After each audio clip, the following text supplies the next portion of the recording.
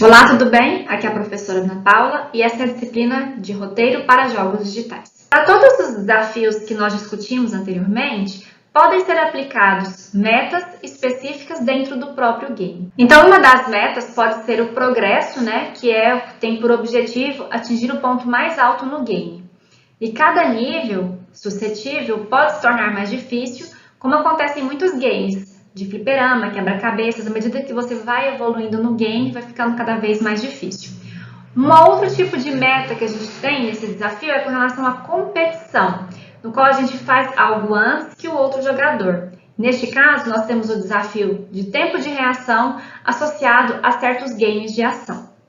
Outra meta que nós poderíamos ter é de solução de enigmas, que é a aplicação de processos mentais à solução de enigmas e códigos misteriosos. Esse é um desafio mental que abrange praticamente todos os desafios discutidos nos slides anteriores e é usado principalmente nos games de quebra-cabeça e de aventura.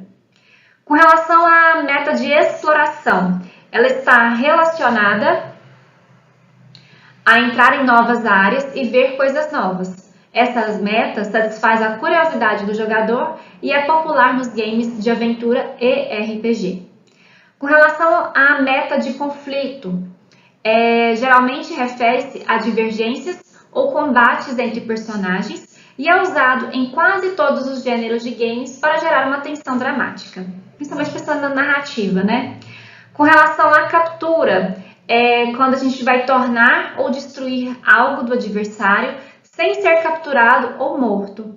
Essa continua a ser uma das metas predominantes em games de todos os gêneros. Então você vai capturando e vai conseguir sair bem aí dessa situação.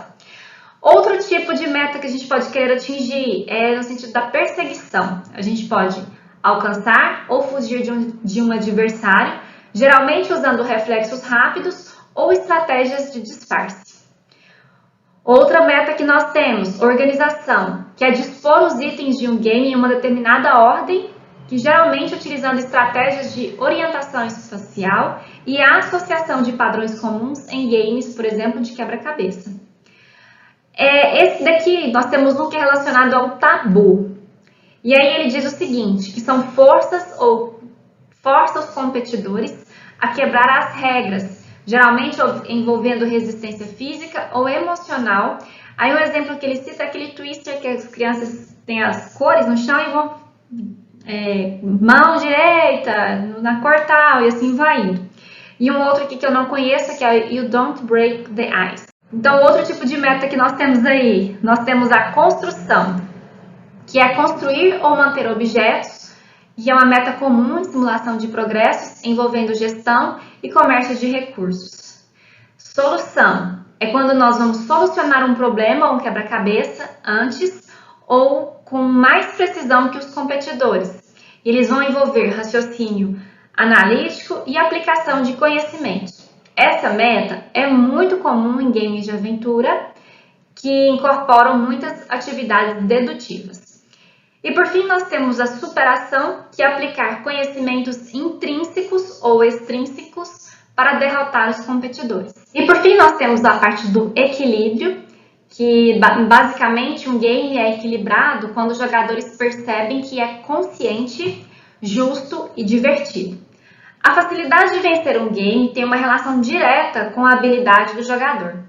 Eventos aleatórios podem ocorrer no game, reduzindo a probabilidade de vitória de um jogador habilidoso. Entretanto, normalmente, um jogador melhor deve ser mais bem sucedido no game que um jogador menos habilidoso, a menos que se baseie, no caso do jogo, puramente na sorte e não na habilidade. Nós já vimos isso nas aulas anteriores, E para implementar esse equilíbrio, frequentemente é necessário ajustar o game ainda durante a fase de testes. Em um sistema equilibrado para jogadores, a jogabilidade deve oferecer desafios compatíveis, ou seja, os jogadores devem experimentar desafios gradualmente mais difíceis.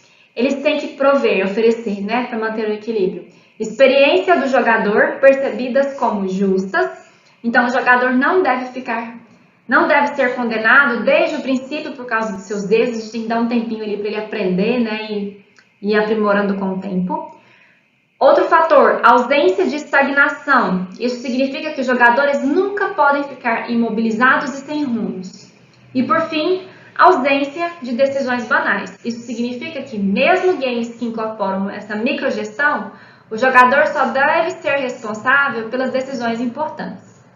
E é interessante nós falarmos que durante todo esse processo, para a gente prover de fato um equilíbrio para o jogo, é importante que os níveis de dificuldade, ou seja, os jogadores devem poder escolher um nível de dificuldade ou o nível deve se ajustar à habilidade do jogador durante o game, para que de fato haja um equilíbrio e o jogador tenha um interesse ali para continuar jogando.